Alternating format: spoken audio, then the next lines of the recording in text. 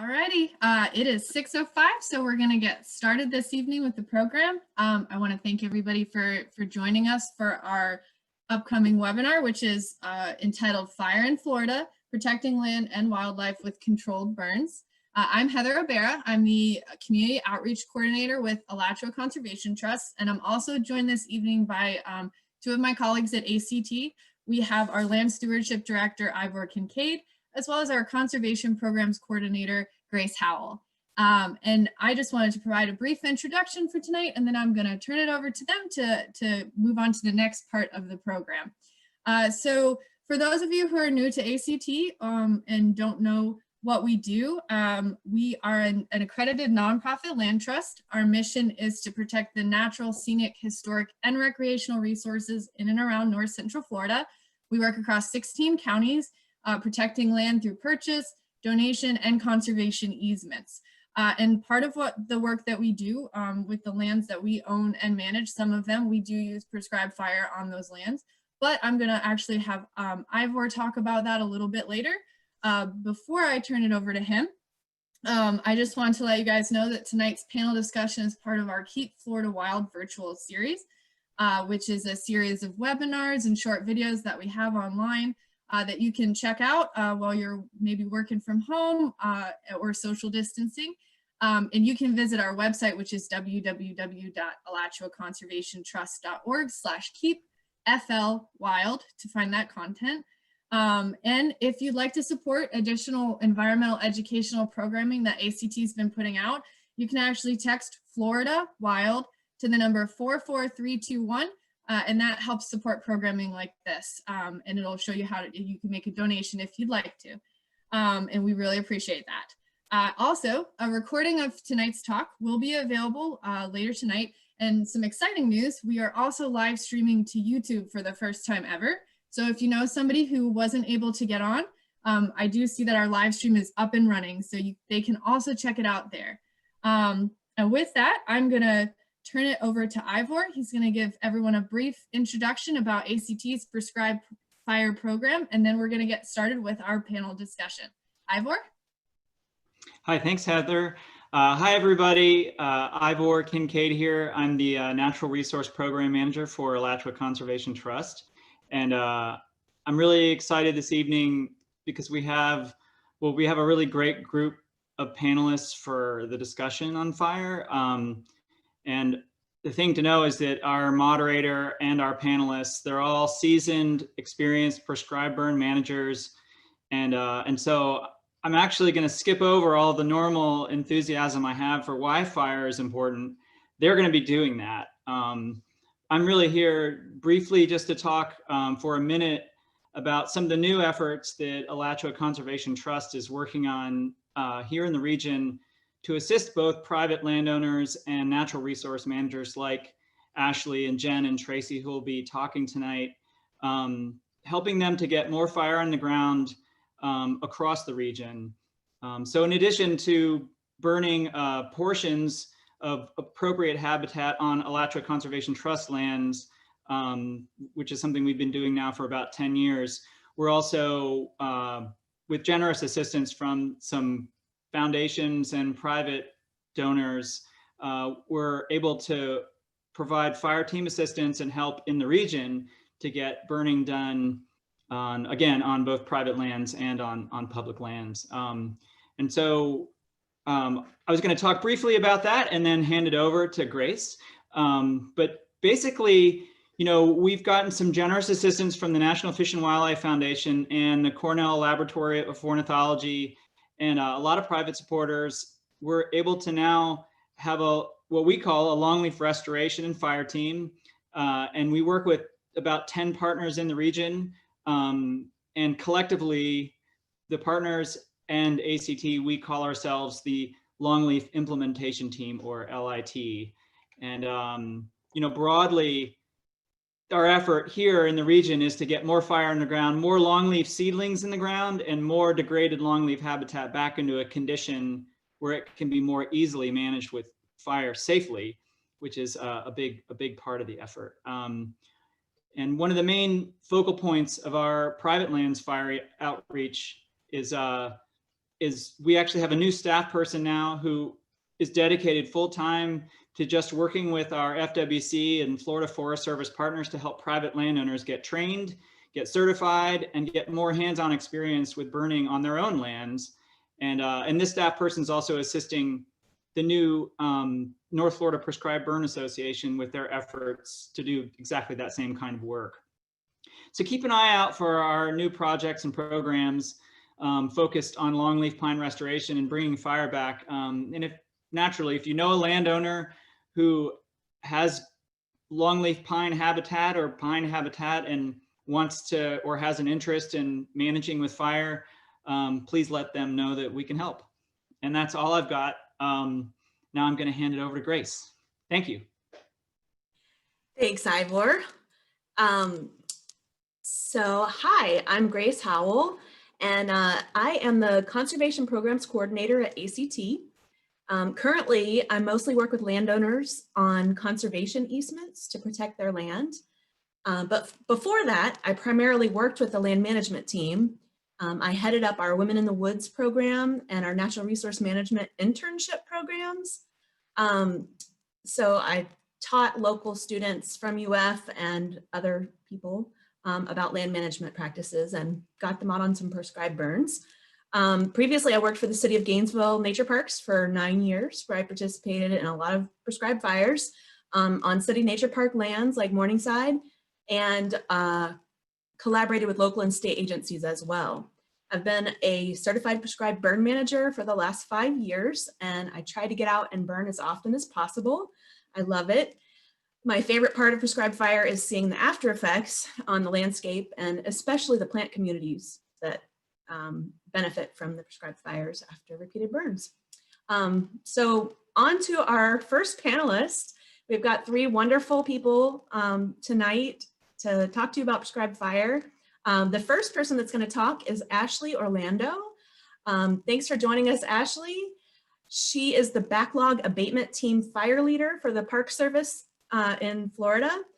She's a Park Service Specialist at Dunn's Creek State Park. Ashley's been with the Florida State Parks since 2011, working at several different state parks, including Anastasia, Fort Mose, Favor Dykes, and Washington Oaks. Currently, Ashley is the Park Service Specialist at Dunn's Creek State Park, and she also serves as the District 3 Fire Team Leader, a position that she is passionate about. Ashley was introduced to prescribed fire early in her career and fell in love with it. She's currently a certified burn manager and leads a district burn team of 7 staff members who are responsible for assisting with prescribed fire and resource management district-wide. Applying fire is a beautifully skilled art, although inherently dangerous. The patience and care of our lands through this mimicking of nature continues to give back in the seasons as we restore these ecosystems, says Ashley. Her commitment to land management doesn't stop at prescribed fire. She also assists with long-term restoration projects at Dunn's Creek State Park. She works closely with the district biologist to oversee projects such as mowing, exotic plant treatment, or mass native plantings that will restore and enhance park ecosystems. So without any further ado, I want to introduce Ashley to you and turn it over, and thank you again for being with us today. Thank you so much for that introduction, Grace. So I'm just going to jump right into it. Here we go. So I'm here to talk about the differences in prescribed burns and wildfires. But first, why is fire in Florida important? So Florida has a history and necessary future with fire. Before mankind, fire has shaped ecosystems for millennia. Native Americans and early settlers learned to mimic naturally caused fires to stimulate new growth, attract wildlife, and favor desirable plants. Fire suppression in the 1930s stunted natural and prescribed fire, which later proved increased the chance of catastrophic wildfires. It was realized from history, suppressing fire, there was a bigger problem, and we needed to look at continuing the natural fire regime. So since then, we've adapted Mother Nature's natural and essential process to the land to continue the ecological benefits needed by many fire-dependent plants and animals. So as some of you know, Florida is the lightning state and capital of the US. The climate here promotes fire through seasonal dry periods alongside lightning-induced fires. Historically, Florida landscapes have relatively short fire cycles, or rotations, burning every 2 to 7 years. These shorter cycles are possible because lots of rainfall and long growing seasons favor rapid vegetation growth, meaning ecosystems would burn readily and recover very quickly. So, looking at this next cool map of the United States fire frequency, you can see Florida is a deep red, which shows its fire rotation is mostly every 2 years or under. So in perspective, there are roughly 37 million acres in Florida, and every 6 out of those 10 are considered fire dependent. That's nearly 22 million acres, and about approximately 22 million of those acres are permitted for burning each year. At that rate, it's an 11-year fire return interval. I'll let you do the math. So the abundance of Florida's lightning is due to the water cycle. This lovely humid subtropical to tropical peninsula brings long hot summers with an abundance of thunderstorms. Local lightning, like here, you can see my house is kind of in this little red dot. There's my mouse. That's a typical this time of the year thunderstorm. So what is the difference between wildfires and prescribed fires? A lot. In addition to environmental benefits, prescribed fire lowers the risk of catastrophic wildfires. It's a safer environment and increases protection for human lives and property. As a rough analogy, this is really rough, so bear with me. Let's think about how much laundry you make in a week, a month, a year, several years, and let's compound all that. This is like the buildup of organics in an area. Now imagine not doing said laundry and you've been placing it in a room for those length of times, and now the room has caught on fire. Do you think 8 years of clothes in a room would burn differently than 2 years of clothes in a room? That was really rough, but prescribed fire burns reduce the buildup of flammable fuel loads, which help to mitigate the severity of wildfires.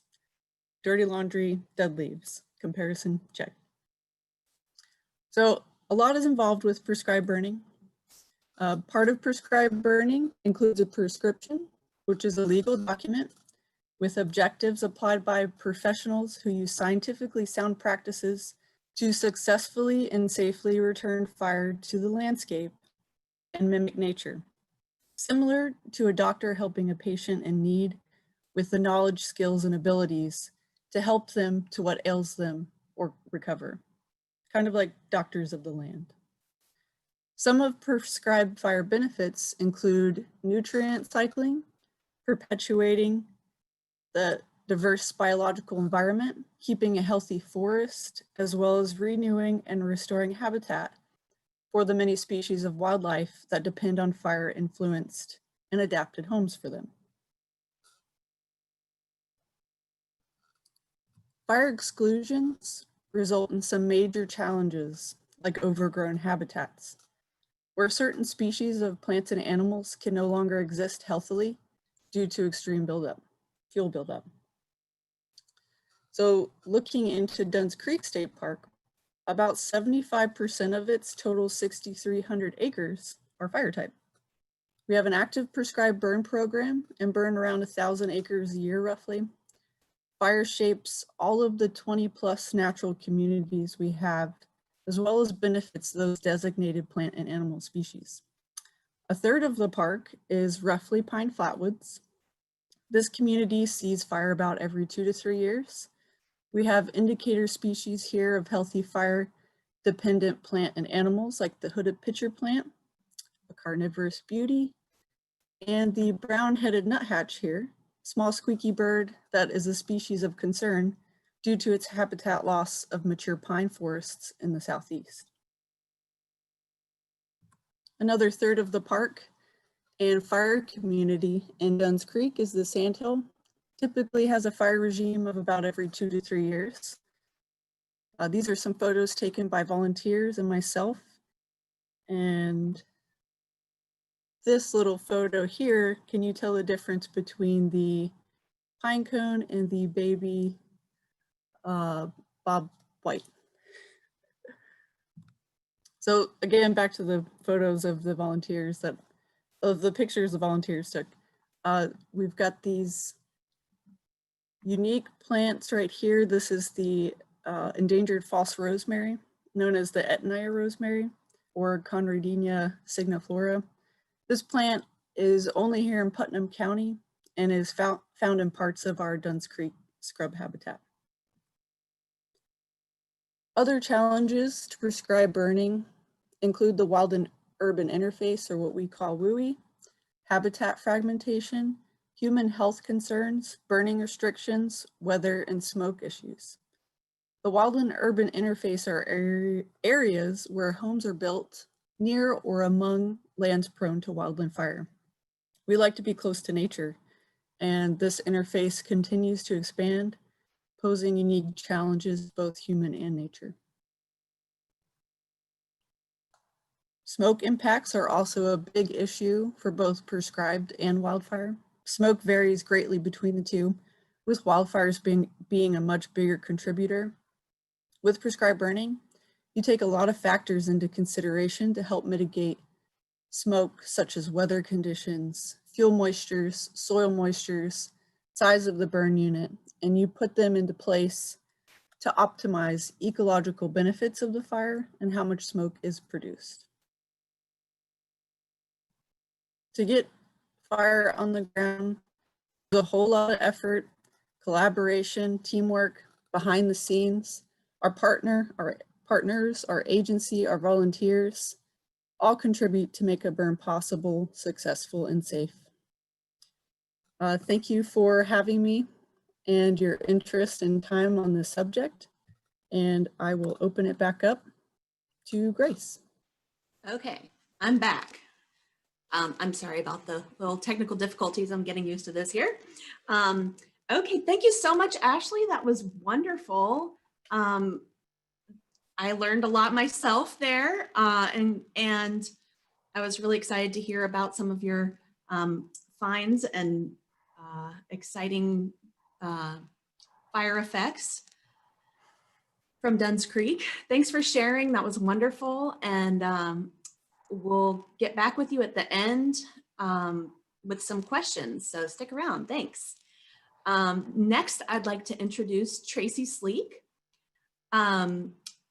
Tracy is a Park Service specialist at Mike Roas Goldhead Branch State Park and Palatka to Lake Butler State Trail. And Tracy, I forgot to ask you earlier how to say Mike Roas. I don't know if that's right or not, but maybe you can pronounce it the right way. I always just call it Goldhead, and I love that place. So I think you're very lucky to work there. It's beautiful. Tracy joined the Florida State Park Service in 2012. She was a park ranger at Long Key State Park and Paynes Prairie Preserve. She is currently with the Park Service as a Park Service specialist at Mike Roas Goldhead Branch State Park, like I just said, where she became a burn boss, mentoring with Kevin Patton. Originally from Tampa, Tracy has also worked in California and Alaska for the National Park Service. And I'm really looking forward to hearing your presentation and learning more about what you do at Goldhead. Thanks. Well, thanks, Grace, for the introduction. I really appreciate it. I'm excited to talk with everyone. Honestly, my favorite part of the job, and be on a panel with two fire professionals that I've been lucky enough to work with. So, as Grace mentioned, I work at Goldhead Branch State Park, which is in North Central Florida. I'm a Park Service specialist with a focus on resource management, which means I wear a lot of different hats. My mission as a burn boss is to restore an important natural cycle back into Florida's ecosystem using prescribed fire. So Ashley spoke about the difference between wildfire and prescribed fire, and I'll be talking with you about a typical day in prescribed fire. This is a scenario that I'm going to be using Goldhead branch to demonstrate with. I'm going to be using June 24th of this year as an example. Before any fire is put on the ground, hours, days of planning and preparation go into prescribed fire, including site preparation, educational outreach, like this panel, assembling a qualified crew, like the individuals you see on this slide, weather analysis, and determining the objectives of a prescribed fire. Basically, why we choose to burn that day or that time of year. So to build this scenario, I'll tell you a little bit about Goldhead. If you can see the map on the right, it looks like a number 4 if you squint really hard. It's about 2,400 acres, an acre being the size of a football field without the end zones. It's composed primarily of sandhill, which is a longleaf pine dominated ecosystem. And I have an example of it in the middle of this slide. That's a longleaf pine, and the ground cover is wiregrass. That's that really nice, pretty gold color. And it's all grassy and herbaceous, and that's what carries the fire through this ecosystem. Naturally, like Ashley mentioned, it would have burned probably every 1 to 3 years here. I mention this because knowing the natural cycle for specific systems is important to determine when to apply fire to the landscape. So, knowing a little bit about our landscape now, and when we need to apply fire, I wrote a prescription probably about a year ago. And I wrote the prescription for this area to be burned in either spring or summer in Florida's natural growing season to mimic natural fire. This prescription on the left, like Ashley mentioned, is a legal document that I write that covers all of the bases. And so as a burn boss, I come in hours before the start of the day to ensure that the parameters set forth in this prescription are being met, especially weather conditions like wind speed, wind direction, the humidity, and a whole host of other factors that we receive from the National Weather Service. I also conduct a smoke screening to make sure that there's no adverse effects to the public safety or welfare. I also make sure that contingencies for emergencies can still be handled the day of the burn. Once I receive an authorization number, which hopefully you can see it, it's in the top right corner on the map, and that's a number that's assigned for every specific burn in Florida. Once I receive that, and all of the parameters for the prescription are met, I know everything is in place to put fire on the ground. My first priority being to conduct a safe burn that day. Also on this screen is the map. This is included in the prescription, and it basically just gives an overview for the crew. So for this example of a typical fire day, we were going to be burning everything that's highlighted in yellow. This map also gives you an idea of the complexity and points of interest. Once again, I don't know if you guys can see it, but on the right-hand side, it also tells you the size. So we were burning 109 acres that day. And also maybe a snapshot of the weather. On June 24th, the heat index was 101. And this map is something I hand out to the crew at briefing. So as you can see on the left, this is just a general list of things you might expect to learn and listen to in a briefing. And a briefing is performed at a predetermined place and time where all of the crew that are participating in the burn that day meet. This is where the team is built and communication is established. It really, I think, sets a tone for the day and can be a very positive experience and really guide everyone further and make it a very successful day. So on this specific day, I had called individuals from 3 other state parks and 1 outside cooperator, a partner, because a lot of times we need assistance to pull these burns off. And it happened to be 2 individuals from the Alachua Conservation Trust. During this briefing, all these individuals who have never worked together and might never work together again in this configuration come together to accomplish this goal. So after briefing, the crews, the fire personnel and equipment make their way around the designated burn area and arrive at the test fire. The test fire, it's in the name, basically what it is. The purpose of it is to put fire on the ground and see if the forecasted weather is the same as it is at the actual site. And you're also determining the fuels on the ground. You're looking to see if, if there was maybe more of a drought than you thought, or maybe you got a little bit more rain the day before than anticipated at that specific place. This photo really helps you visualize, I think, a test fire. As you can see, it's maybe 10 feet by 15 feet. You have crew on standby with tools, walking a control line. You also have an engine on standby. And at the feet, you can also see here a drip torch. Once again, I don't know if you guys can see it, but there's a drip torch, a photo of a drip torch on the right-hand corner. And in that is a mixture of gas and diesel. And that's what's used to actually ignite the fire on the ground. When you're looking at this, what we're looking for is, you're obviously looking up and you're seeing the smoke go up and over the control line. So you know the wind direction is correct. You're looking for smoke dispersal and really fire activity. As you can see here on this photo, the flame lengths are pretty low. Everything is, the fire is backing into the wind against the direction of the wind. And so on this day, on June 24th, we went ahead and decided to proceed with the burn. After the test fire, we started to create a black line. And this is the holding boss is in charge of creating the black line.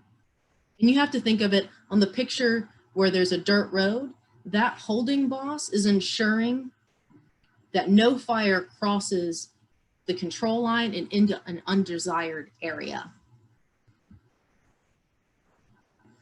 And once again, on the picture on the left, you can see how the fire is backing into the wind. The smoke is going up and over the direction. When I say black line, what's being created is an area of already burned fuels that will not reignite later in the day.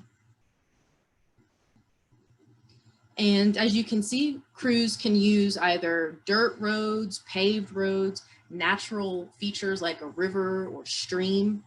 These photos also show another example of fires backing into the fuel. Once again, the wind is going the opposite direction of the fire. It's going backing into unburned fuels. The smoke is going up and over the control line and creating that black line of already burned fuel. After sufficient black has been created, once again, that burned fuel that won't reignite later, a decision is made by the holding boss and the burn boss to start interior ignition. In these photos, you can see small circles of flames that were created using a drip torch. Using this point source ignition really reduces the fire intensity and changes the fire effects. This interior ignition can honestly take over a large chunk of the day, and crew safety is paramount during this operation. And honestly, it can take years to develop the experience and skill to be able to go interior and do ignition. These examples are very open, very little ground cover, very little mid-story open canopy. So it's very easy to see where you're going. A lot of times you might see something that's a little bit more overgrown. So on the 24th, we completed 109 acres in 3 hours using that point source ignition. The fire was tied in and we considered it complete. In these photos, the one on the left is something that you might see of the fire backing and then the point source joining in. The photo on the right is something where you see fire has been applied through the whole area that was planned and the fire was considered complete. So mop-up is a term used mop-up is used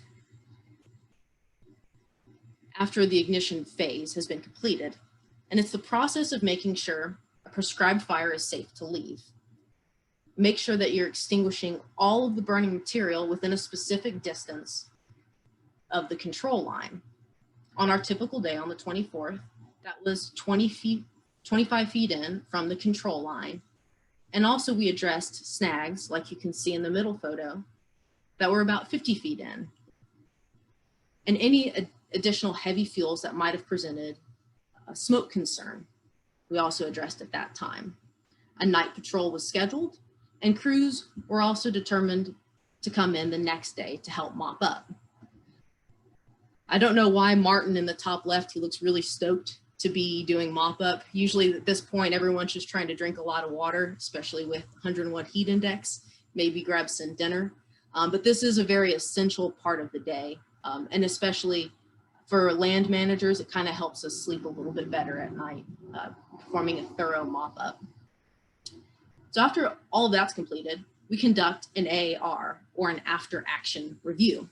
And this is a professional discussion where all of the crew comes together to determine if we met our objectives and if there were any safety or equipment concerns, and also how to professionally sustain strengths and improve on weaknesses. So this is the time where we all come together and try and learn to be better next time. There's always something to improve on. And especially in prescribed fire, you're always learning. If you haven't learned something that day, you probably did and you didn't know it. So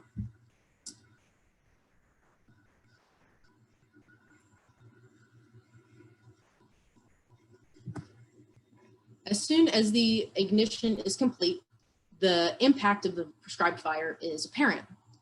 These impacts are monitored from day to day, season to season, year to year. At Goldhead Branch, prescribed fire has been applied since the 70s, and this has had a long-term positive benefit for species management and overall system health. So this presentation looked at prescribed fire through the lens of the Florida Park Service, and it's different for every ecosystem and between every agency. And honestly, it's hard to say there's really a truly typical day in prescribed fire. And honestly, that's kind of why I love it. Every day is different when you do this.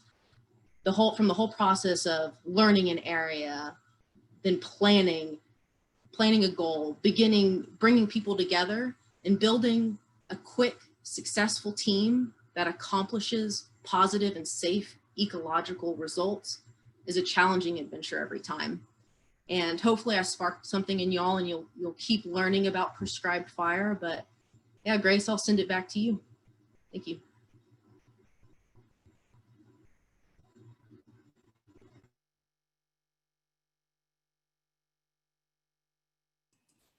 Hi, okay, thank you so much, Tracy. That was wonderful. It was great to see some of those on the ground shots and get a real glimpse into what happens on the day of the burn. So thank you so much for putting that together and sharing with us today. And look forward to hearing more from you in our panel discussion at the end. So for now, we are going to introduce our last panelist. This is Jennifer Walls, and Jennifer is the biologist for the Florida Forest Service at Goethe State Forest. She graduated from the University of Central Florida with a bachelor's in biology, and she's been involved in wildlife research and land management in East Texas, Northern Missouri, and in Florida. And as I said, she currently works for the Florida Forest Service as a biologist. And Jen is awesome. I'm so excited to hear what she has to say about her job. So for now, I will turn it over to you, Jen.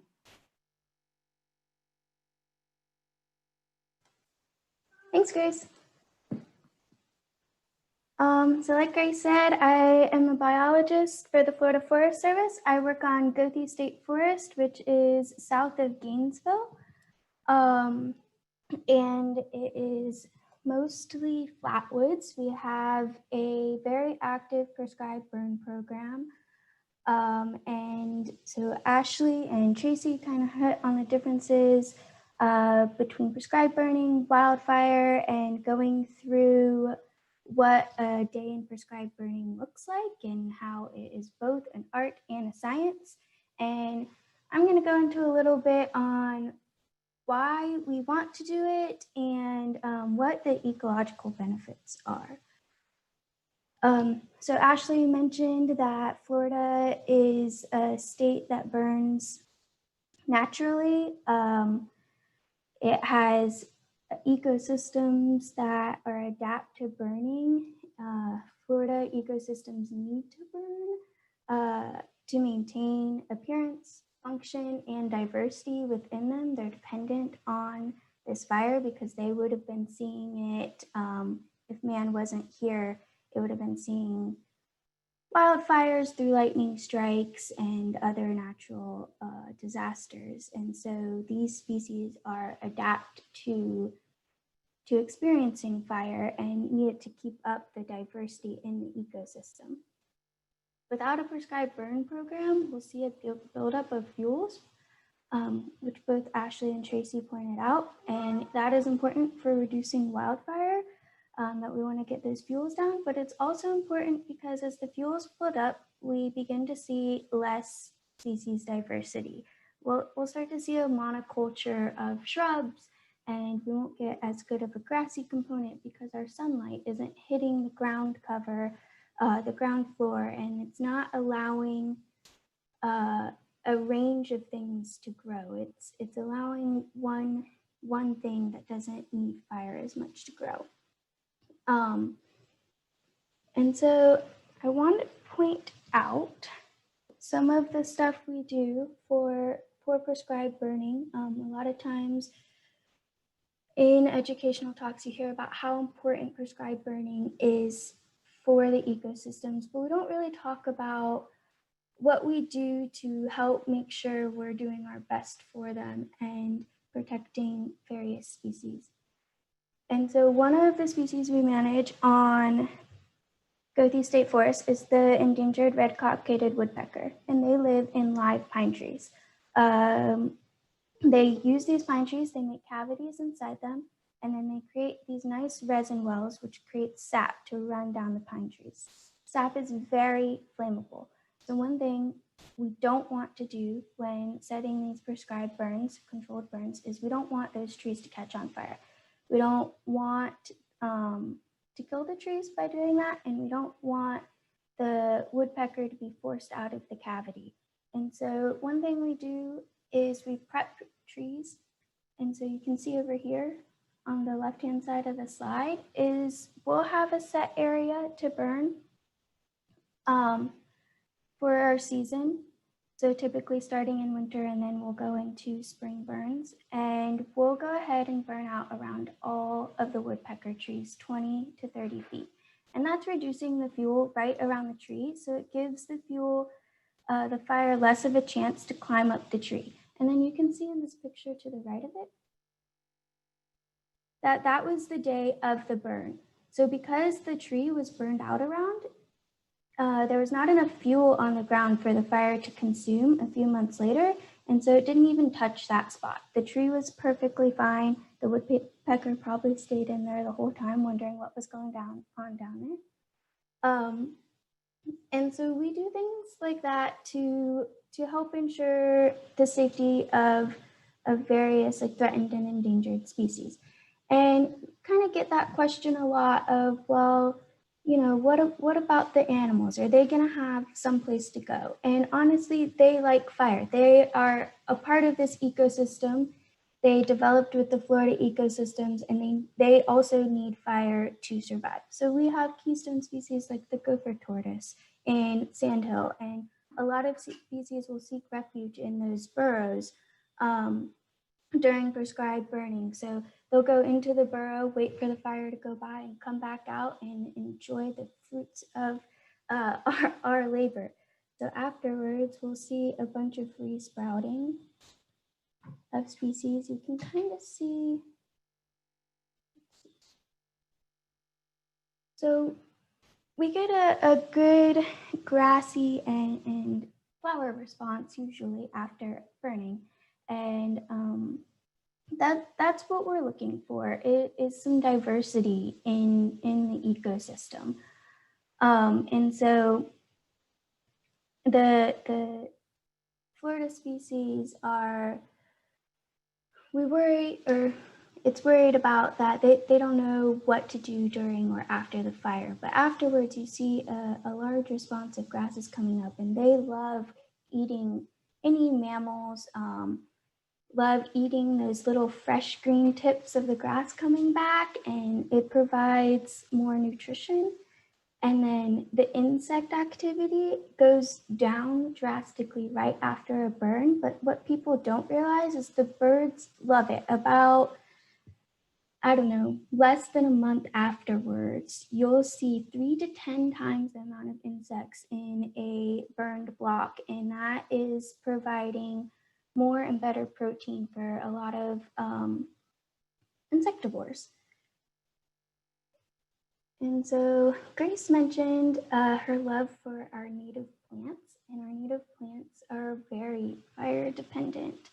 You can see in the left corner and then on the bottom right are 2 carnivorous plants, and they grow on the edges of our ponds. So like a cypress pond, any like kind of wet bottomland area. And those are areas that we see frequently fire. When fire is excluded, those are one of the areas we see the worst buildup in. Is there, if fire doesn't get pushed into it, you get a big thicket of stuff, and sunlight isn't able to hit the ground there, and these plants aren't able to grow, and you lose the diversity. You lose the natural Florida ecosystem. So one of our goals is to be able to push fire into these areas. As you can see on the very right-hand picture is, it used to be a practice, constantly learning in land management. Nothing changes in a day, a week, a year. You see effects 3 years later. So it used to be a practice to put kind of lines around these bottom edges because we didn't want the fire to get in there. We didn't think it was supposed to be in there. And now we know better, and we've seen the effects of fire when it gets in there, and how you don't get that fuel buildup, and it's a lot nicer, and you get the diversity in the community, which benefits the plants, it benefits the animals, getting nourishment from those plants, and then those plants returning nourishment to the soils. And so without fire, you see a monoculture, and you don't get this diversity, and you kind of lose these fire dependent species. So for example, right here next to the woodpeckers, this is Calabogon multiflorus. It's an orchid that only blooms if you push fire through it in the spring. And so it needs to see fire in the spring, and then about a month afterwards, it'll bloom, and then that's when it's going to be reproduce and grow, and then we'll see it keeps a seed bank. And so then it every 3 years when you burn it, it will hopefully come back. And but if you don't burn it, it's going to be harder for it to come back and bloom. Tracy talked a bit about the importance of seasonality. When you get a buildup of fuels, you end up burning in winter a lot because you want to keep the heat down. The thicker fuels on the ground put a lot of heat and stress on trees. But one of the importance of burning in the spring and summer is that a lot of that grassy component you want is going to come back in the summer. Grasses are growing in the summer. If you burn them in the summer, their seeds are going to have a likelihood of being more viable. And so when they seed in October, it's going to be more likely that those seeds will reproduce grass. And so one of the goals is to get our ecosystems back into rotation so that we can burn them in the natural regime where we would have been seeing lightning in the spring and summer. I think that about covers it. Let's see, what didn't I hit on? So these are some of our guys that we were protecting, these birds here in these trees.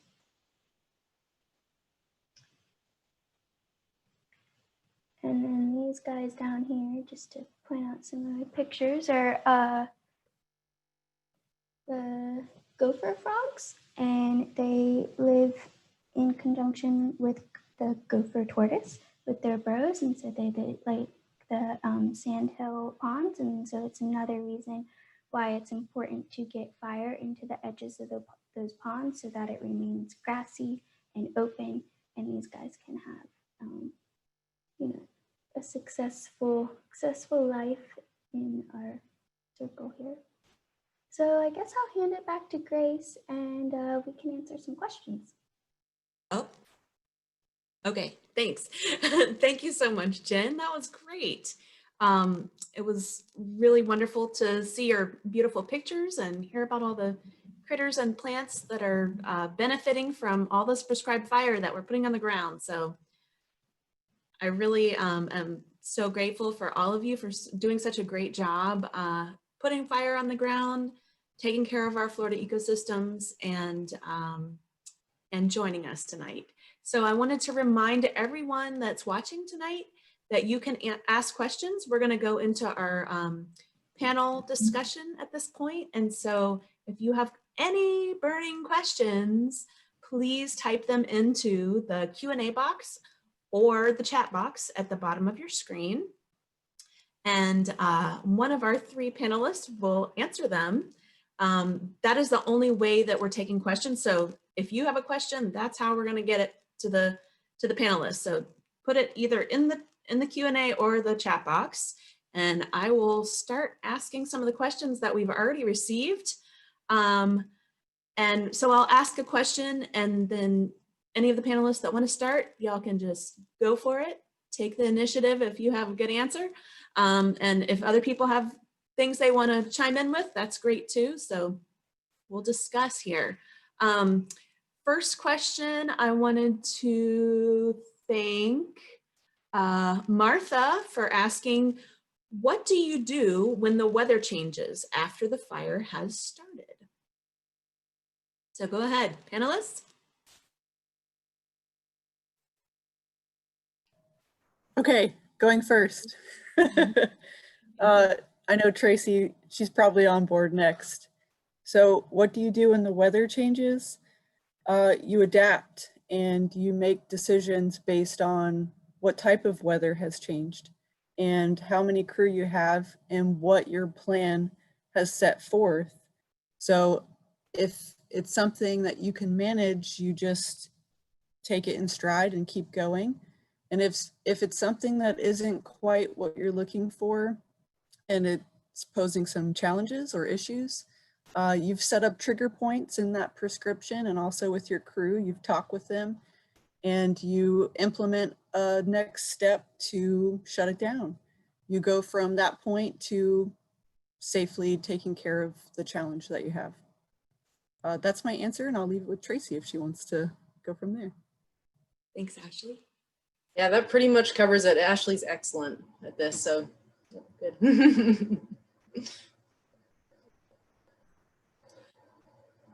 Jen, did you have anything you wanted to add to that question? Sure, yeah. Especially in the summer, we see a lot of weather changes with the sea breeze coming in. And most people who are living in Florida are familiar with the afternoon thunderstorms. So it's definitely something you have to keep a watch out and look for wind shifts, and especially burning during this time of year. You know it's coming, so it's definitely something you can prepare for. Great. Thank you all. Okay, next question. We have a question from Donna. Donna asks, how do the state agencies collaborate with the Conservation Trust and other private partners? Great question.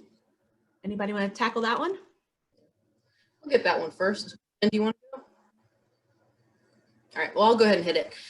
So cooperating with outside agency people, a lot of times there's documents in place for that, a mutual aid agreement a lot of times. Ashley had a great slide where she listed all of our cooperators that we work with in the Park Service. And a lot of that, if it's Florida agencies, that's a lot easier because it's the same thing, like under the same umbrella. But for like Alachua Conservation Trust, that mutual aid agreement has been in place for years. And the process is we just call Ivor up and I say, hey, I need a couple people for this day. And if they're available, they come on out.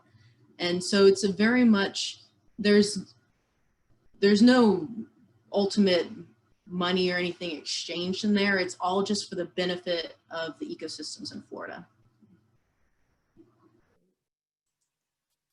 Anybody want to add to that? Yeah, I'd like to add to that. I think it's important to point out that we do collaborate, and it really helps us all get our burn objectives accomplished. Specifically on Gothi, we do a lot of burning with a helicopter, and it takes a lot of people to make sure that goes off and stays controlled and doesn't become a wildfire. And so it's important to have those connections and be working together and have that like kind of communication set up where, you know, you can trust the other agencies and give them a whole line to monitor and make sure it stays controlled and stuff. Wonderful. To expand on Jennifer, I loved it. Another big part of that is training. We get to cross-train with other agencies, and we get to learn about different ecosystems. As firefighters, we always want to learn and continue our education. And part of that is getting out of our comfort zone and exploring all the different things that happen with prescribed fire. It's really important to continue that. It's part of our education and overall well-being as firefighters. Wonderful. Well, that kind of leads into the next question from Susie. She asked, do all areas throughout Florida do similar burns? So I'm imagining asking, you know, about the different ecosystems. Can you start on that one? I'll go. So all areas throughout Florida do similar burns. I would say not really. There's so many different communities of Florida and each of them burn differently. And you're also applying fire different times of the year with different moistures, and your objectives are different. So let's say you are burning Sandhill and your objectives are to continue the growing season burn to promote wiregrass. However, if you're looking at a certain species, you might burn under different conditions or different times of the year to limit intensities or not promote the grass, which is kind of backwards, but there's all different reasons why we burn and it's all different. So we do burn all throughout Florida, but they're not really similar. Anybody else want to add to that answer? That was great. No? All right. Yeah. So a lot of the techniques that were talked about are used throughout Florida for actually putting the fire on the ground and pulling off the fire. But just the seasonality and the techniques are different within each one. That's great. Okay, we have another question from Lo. How many wildfires are in Florida annually? Anybody want to take a guess on that one? Or do you know? Maybe you actually know the number. Don't know. You can find out though on the Florida Forest Service website, and that's a good trivia question that I don't have an answer to. All right. Okay, we have a question from Laura. Laura asks, what's your personal favorite part of a prescribed burn?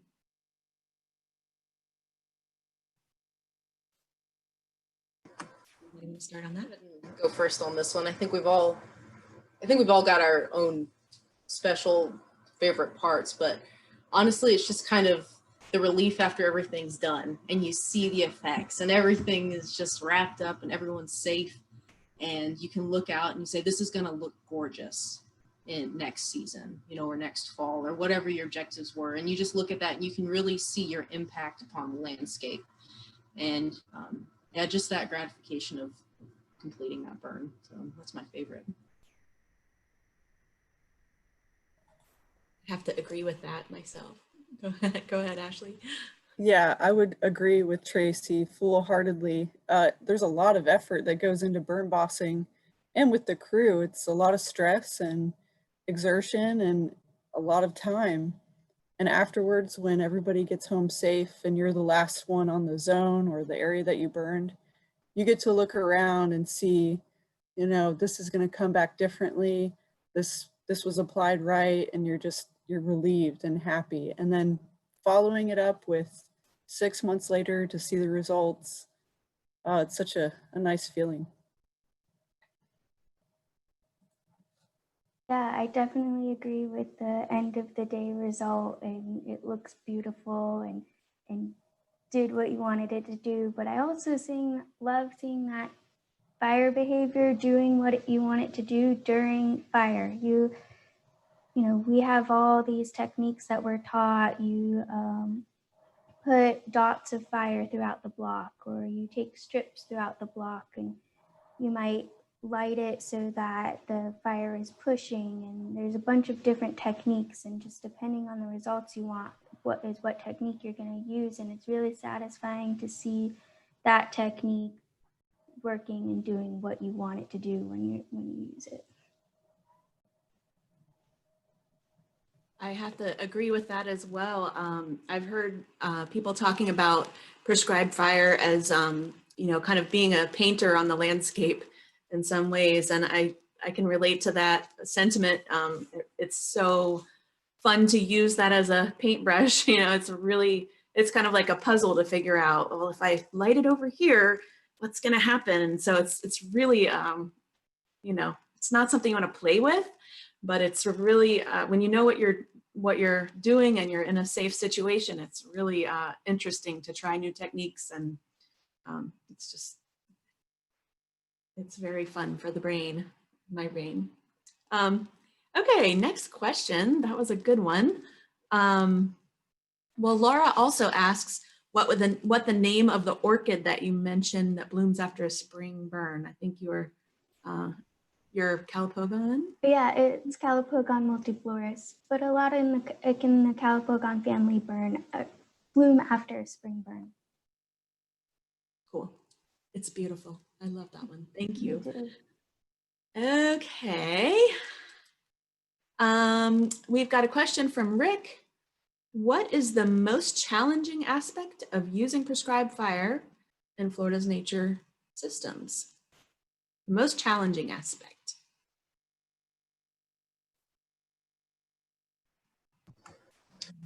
I'll go first. A lot of times, as more people move to Florida, more people move around our public lands.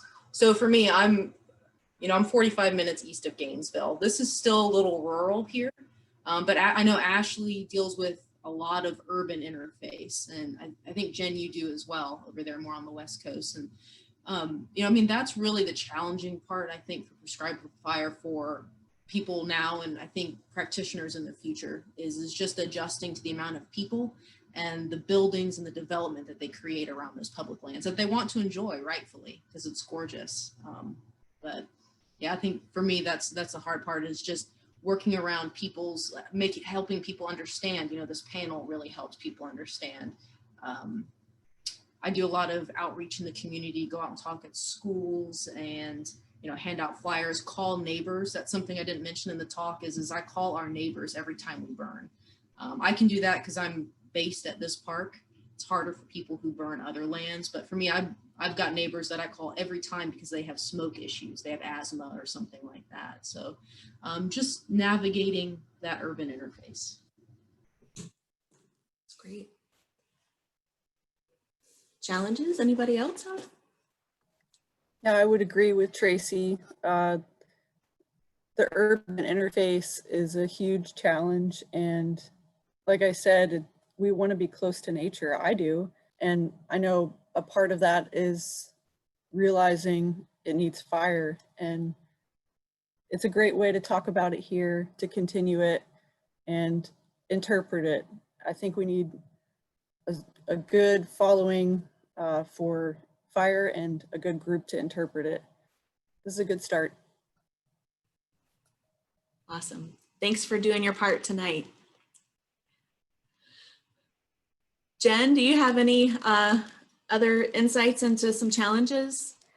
I mean, I agree with both of them in challenges on neighbors and facing smoke, especially on Gothi. When you burn large acreages, you create more smoke. You're burning more acreage, and then sometimes your smoke can get lifted up and settle somewhere else. So you have to be really conscious of that. And education events like these to help people understand why we're doing it are really important. As far as like the actual prescribed burning itself, I think we've already talked about one of the big challenges is weather and weather switching up on us and kind of watching that and making sure we're being vigilant and safe. True, that's great. All right, we have a question from Renee. She asked, she says, I own 6 acres of wooded raw land with pine and oak trees. Would a prescribed burn be beneficial?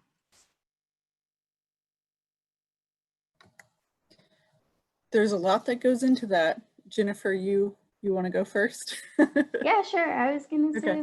of course, it'll be beneficial. It depends on what your goal is. Are you going to sell the timber? Are you trying to get rid of the oak trees? Do you want to promote native ground cover? So all of those things would go into, you know, when you want to burn it and how you want to burn it and things like that. But definitely either way, no matter what you want to do with that land, a prescribed burn would definitely be beneficial on it.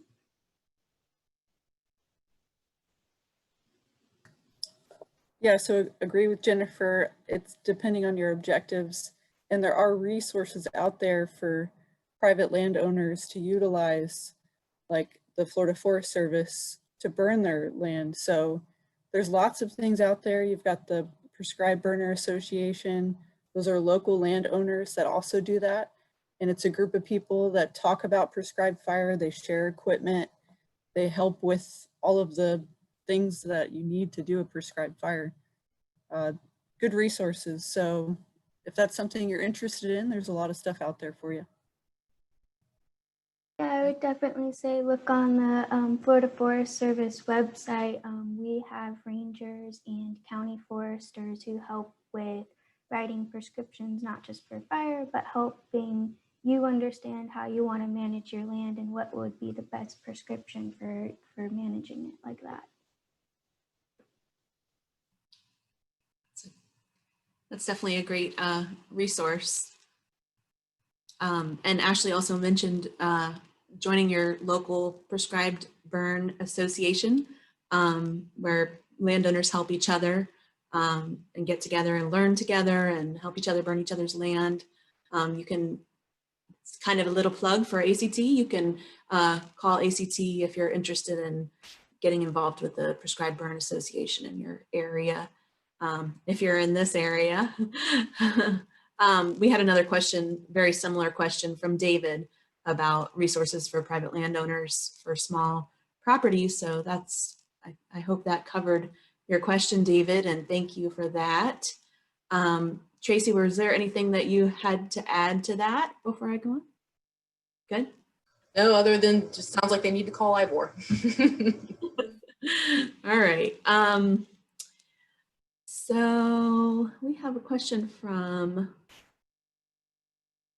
Ron, specifically for Ashley. Have you burned at Dunn's Creek this spring or summer?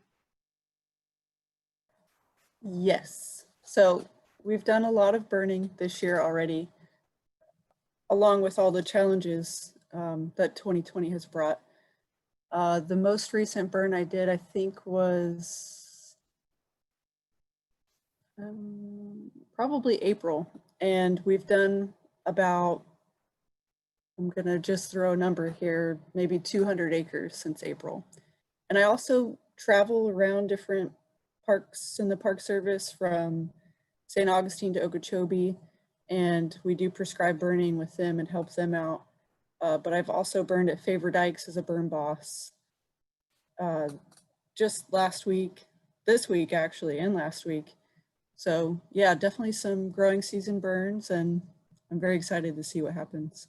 And if you have more of a question revolved around that, feel free to ask.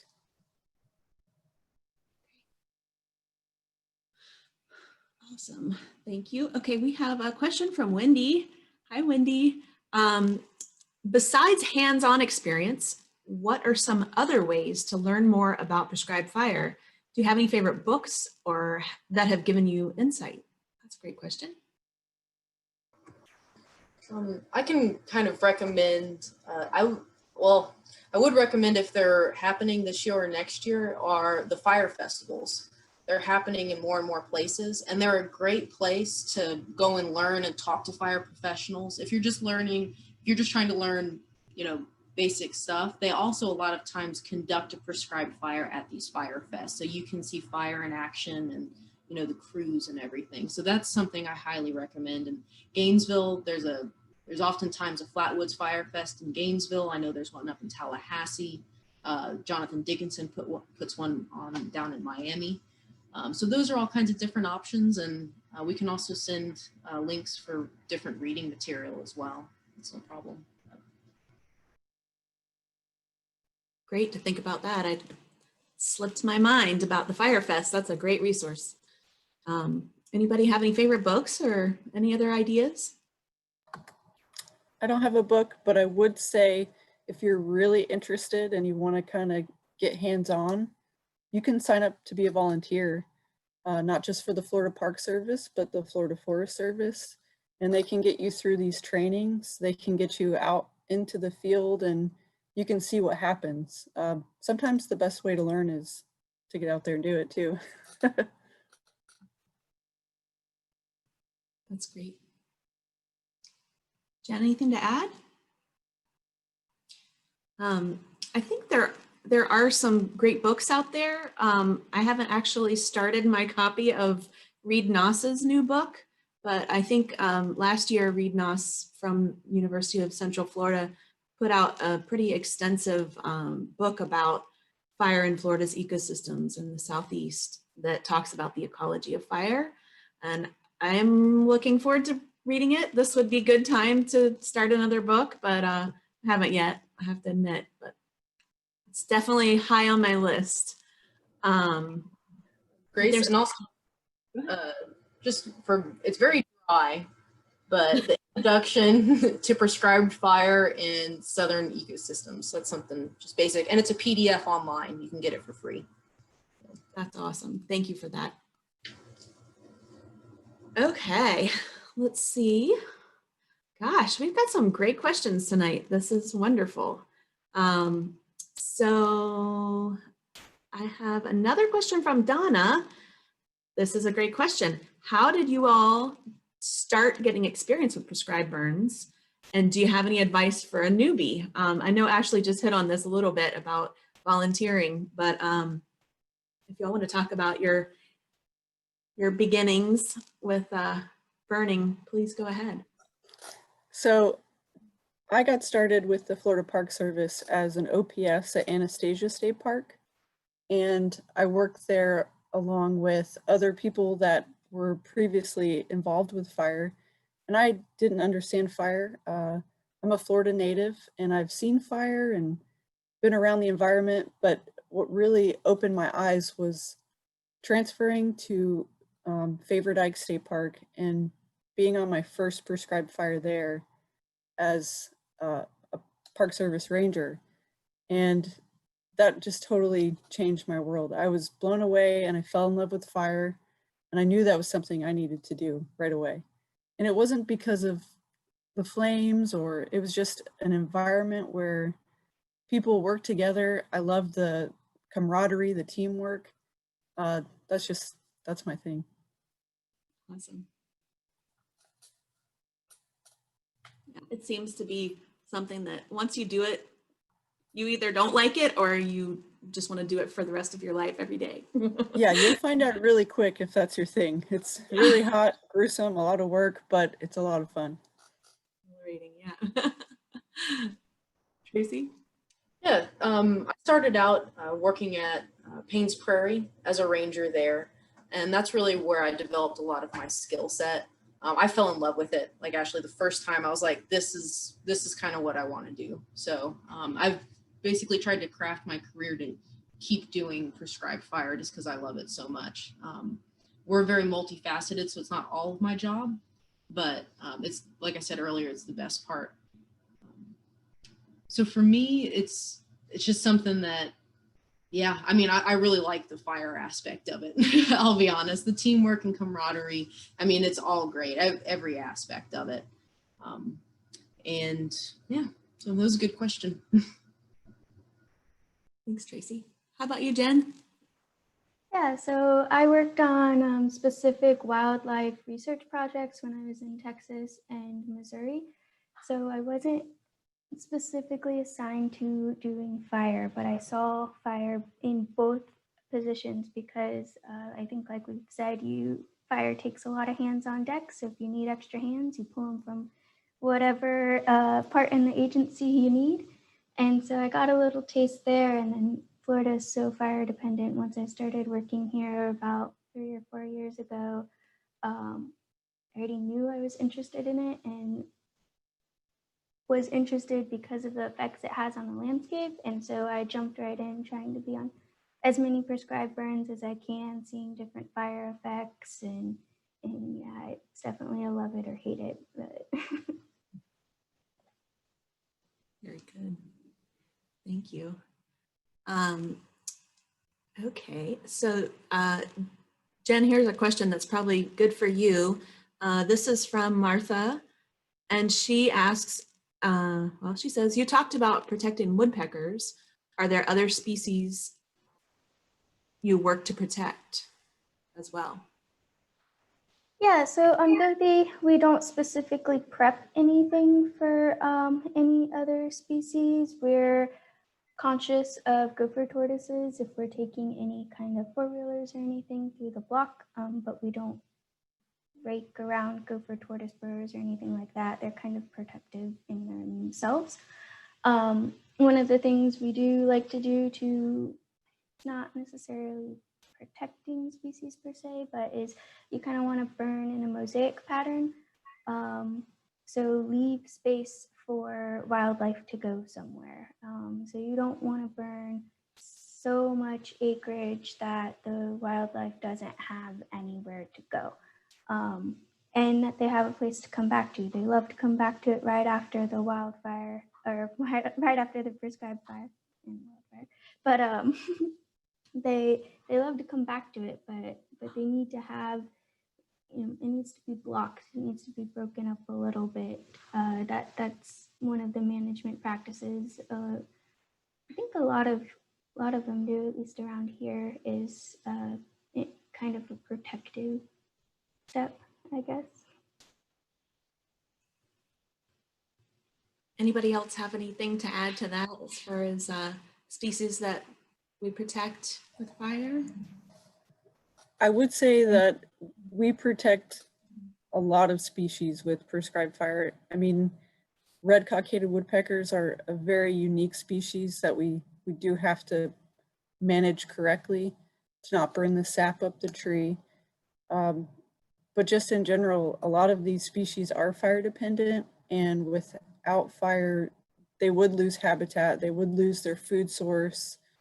Even white-tailed deer, they need certain balance of coverage so they can have their fawn and be safe. A lot goes into thinking about species, and it is very specific when it comes to certain species, but fire in general is so helpful across the top.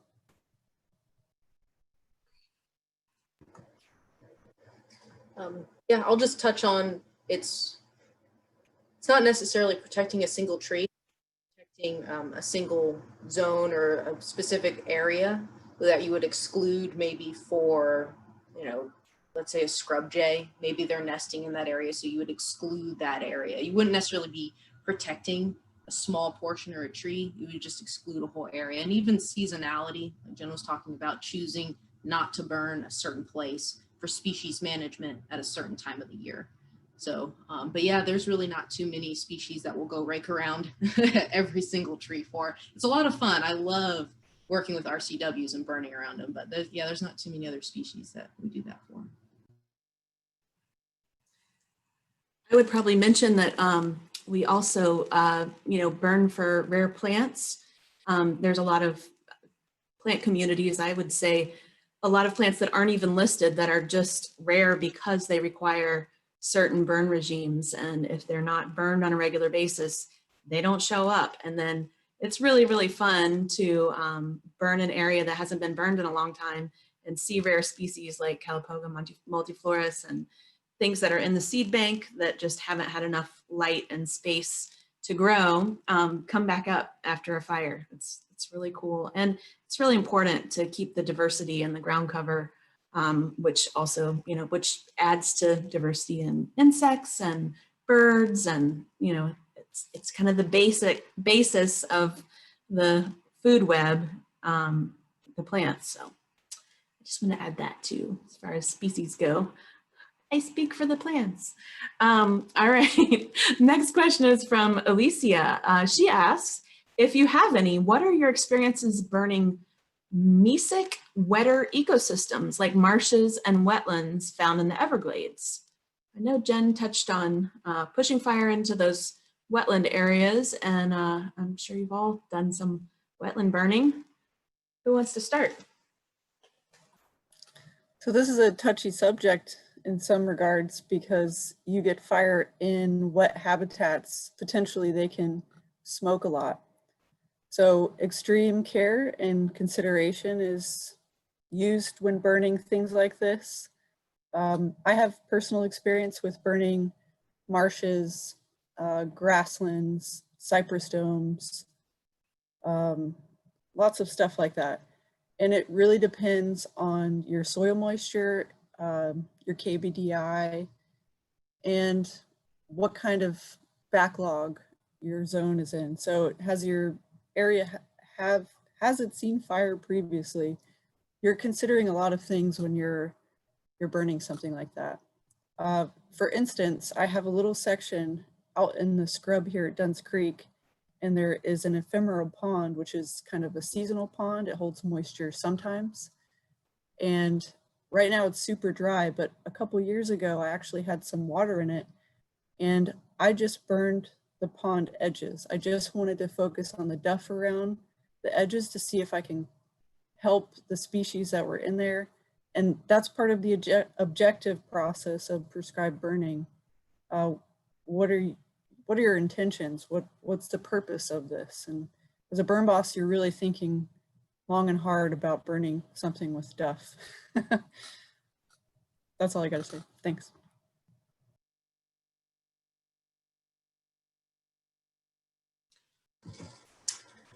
Yeah, so experience burning wetlands, some of the challenges of it. I've been lucky enough to actually go down towards the Everglades and burn down there maybe only twice. Just the access is really interesting. Everything's so undeveloped, specifically in that area of Florida. It's truly wild down there. And so their fires are huge, and it's completely different, but it's also less urban interface. So that's kind of for that specific area, just the access. For where I'm at, for wetland areas, I don't have too many. We try and burn ours once a year here, which seems pretty often, but a lot of the grasses will carry. A lot of times we'll burn ours in the winter time when the soil moisture, like Ashley was talking about, is a little bit higher, and it's not as intense heat, and there's less chance of it getting into that organic soil, that duff, which just creates a smoky mess. I have been on burns where they've specifically reset wetlands, not on Florida Park Service land, but outside agencies. And because naturally at some point fire, like Jen was showing, could carry through those, and it might be a good natural reset for some of those areas.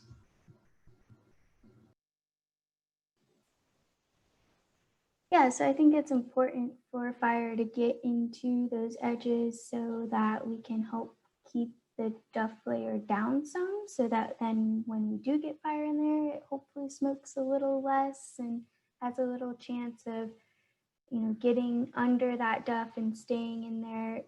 One of the fears with fire getting into those areas, if it's not too wet, if it stays in the duff, and then 2 weeks later it gets dry enough and it can relight.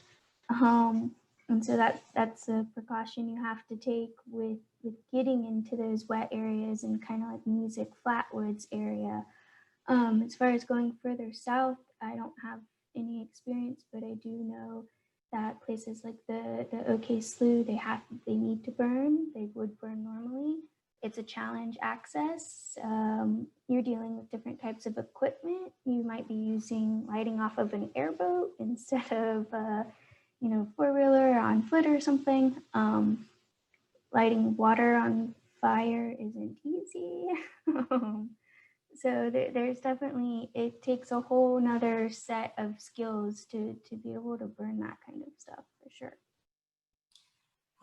Thank you. And just in case anybody is wondering, I don't know if anybody actually talked about what is duff. Duff is the organic matter that accumulates. So, you know, leaves and detritus that kind of create that damp peat type stuff that's in the edges of a wetland and at the bottom of a wetland. So it can hold a lot of moisture even when it dries out. And then as you know, as was said, the fire can dry that out enough to just kind of smoke and smolder, and that can kill roots of pine trees and all kinds of trees. Sometimes that can be helpful to clear the edges around a wetland. You know, sometimes wetlands need to get rid of trees on the edges, and that's actually really helpful for you know, wildlife that need open grassy ecotone between forest and wetlands. So just a little add in there, but those were great answers. Thank you so much. We're going to keep going until 7:30, which is in 3 minutes. We've got a couple more questions, and if you need to leave, we understand. And thank you so much for everyone for joining us, and to our wonderful panelists. I am going to ask you 2 more questions, and so we're going to go a little bit over 7:30. But one question is, can you discuss the merits of using prescribed fire to control hardwoods prior to replanting a recently timbered stand of pines versus the application of chemical controls? Go for it. So I definitely think that both can be useful, and that you can definitely use both. Like, you don't have to choose chemical control or fire. You can use both to control hardwoods. It is successful. Using fire can be, as long as you have fuels on the ground under it. So oak leaves are a little bit harder to burn than, say, pine straw. And you definitely want to try to burn it in the growing season. So if you're trying to get rid of oaks, something like that for your hardwoods, and you burn it in the winter, when do you see all those acorns on the ground? You know, in the fall. So you're making nice bare soil for them. And if you burn it in the winter or the fall, those acorns are like, oh, thank you for the bare soil. We're just sprout now. So if you're trying to get rid of hardwoods, that's something you need to pay attention to. Seasonality. You want to try and make sure there's fuel on the ground, or you're going to be using a lot of burn mix, that gas and diesel mix, trying to get it to burn. So it might be helpful to use herbicide first to be able to get some of that dead fuel there, and then go back through the next spring and burn it off and try and get better control on them. Great, that's a great answer. Tracy? Sure.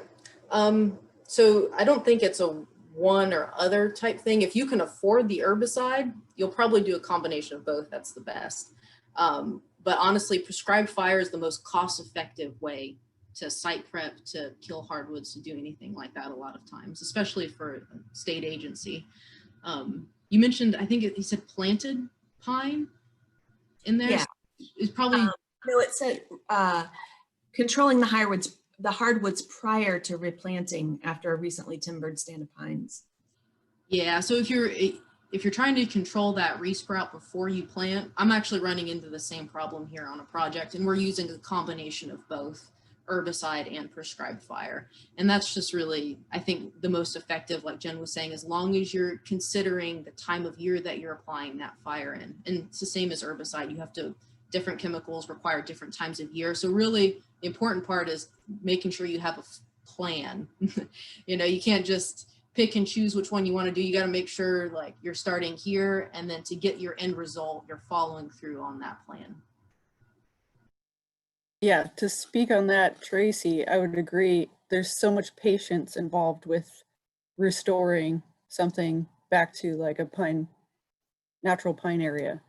So if it depends on your site too, like, are we talking oaks that are maybe small oaks? Are we talking like huge oaks? Is it something that you're going to have to really tear up the soil? And then you're also going to see not just oaks come back, but whatever else is in that seed bank. So burning it after you take out oaks, it's going to take time. It's going to take a lot of time for that to grow back up and then push fire through. So have patience, know it's going to be ugly, and have a plan.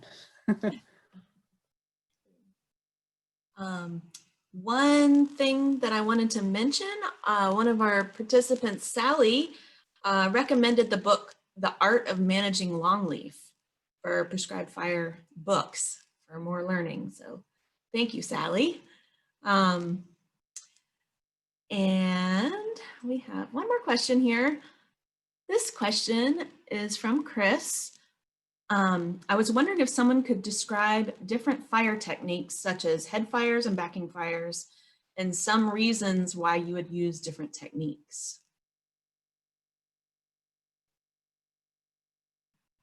That's a great question. You want to start, Ashley? Sure, I know Tracy was right there. Oh, y'all are so, all like, yeah. So when I think of a prescribed fire, a backing fire, you're putting in a backing fire, which is against the wind, and that's going to be where you've got your anchor point. So the difference in between all of these different firing techniques and what benefits. So essentially safety, number one, you're putting in your backing fire. When you're using a flanking fire or a head fire or even a ring fire, it's very objective. Flanking, you might want to flank into the wind or put fire down into the wind to help keep momentum and also put fire in places that it can walk through essentially. So it's really effective in grass settings, and it depends on your fuel loading, things like that. When you're doing a head fire, it's not just head fire around the whole zone. You can head fire little sections of what you're burning. Let's say your objective is to knock out some oaks. If you've got the right fuels, you can head fire a little section right in front of some oaks and kind of knock them back.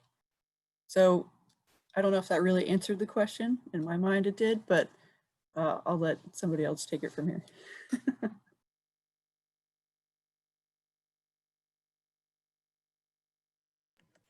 So Grace, he was asking specifically about for us to describe firing techniques. Okay.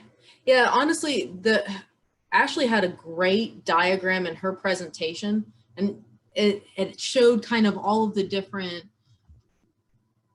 options that you can have: a flanking, a backing, a head fire, a point source, and all of that. Honestly, the best way to do it is just come out and experience, go to a fire fest, those recommended books, videos online. It's really hard to describe firing techniques just verbally. And that's kind of a problem I ran into with my presentation was it's just, and there's just so many options, you know, combinations of all of that. And I would just highly encourage you to just come out and volunteer, or, you know, try and get that, you know, experience if you really want to see it in person. But honestly, my favorite is point source. You know, if if I had to describe that technique, it was kind of what I was talking about in that video. Is you're just putting a little point source and you can just slowly watch it. You can see all of those different activities in that one point source. You can see a backing fire.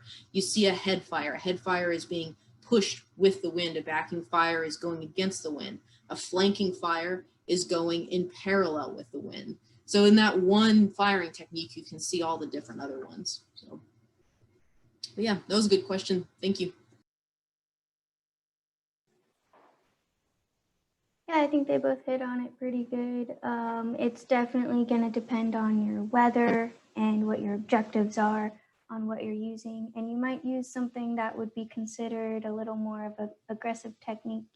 Generally, a head fire is considered a little more aggressive, but you might need that for whatever your objective is, or if your weather isn't exactly what you were thinking, you don't have as much wind, you might need to set a head fire to create a little more momentum. You might need to cool off your fire. You might have set some flanks and it's getting a little more hot than you anticipated, so you might switch back to point source. So it's definitely an evolving, you're constantly watching the fire behavior and your technique is evolving. As far as describing those techniques, is definitely a visual. It's you need to see to be. I need to see. I'm very visual. If I was being explained point source for the first time, just verbally, I'd be like, I don't know exactly what that means, but okay. So I think there were some good diagrams, and definitely at the Fire Fest, they'll talk about various techniques, and I think I saw somewhere in the thread that they are planning one for next year, fingers crossed. So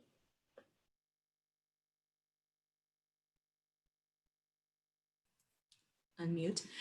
Yeah, hopefully in January we'll be in a different phase of this whole situation, and we'll be able to pull off our Fire Fest here in Gainesville this year. So in January of 2021, hopefully we'll be having our Fire Fest, and you can all come out and actually see these techniques in person. And I would definitely reiterate that sentiment that it's just, you know, I can't tell you how many hours I've spent on the fire line just watching the fire and just trying to understand why it's doing what it's doing. That's my favorite part about burning, is just watching it and trying to comprehend why it's doing what it's doing and all of the different, you know, factors that are going into the fire behavior. So it's not something you can, I mean, you guys did a great job tonight of describing all of these techniques and many other things. But it's definitely something you gotta watch and study and really see in person. I think we can all agree on that. And I want to thank you all again so much, our panelists, for being here tonight and sharing your experience and knowledge and wisdom. And you guys are just so great. I'm so glad that y'all are part of our fire community in Florida here, and that y'all are getting it done. That's just, you know, I love Florida. I'm a Florida native myself too. And I just, you know, my love for the ecosystems of Florida is very deep. And I just truly, from the bottom of my heart, appreciate you guys. I wanted to say, in addition to thank yous, thank you to everybody for joining us tonight. Please know that we are going to post our slides. We will have a recording of this webinar by early next week. And let's see, what do I want to tell you? Oh, we have another virtual series webinar coming up on August 20th. It's a Thursday night at 6:30 p.m.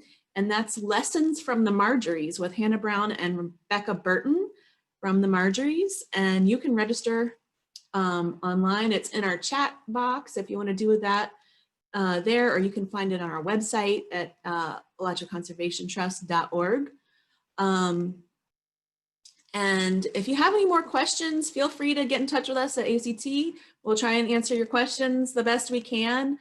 You can find Ivor's email, I believe, and my email on the website. And if you have questions that you want me to pass along to any of our panelists, I'd be happy to do that as well. Thanks so much for joining us tonight, and good night.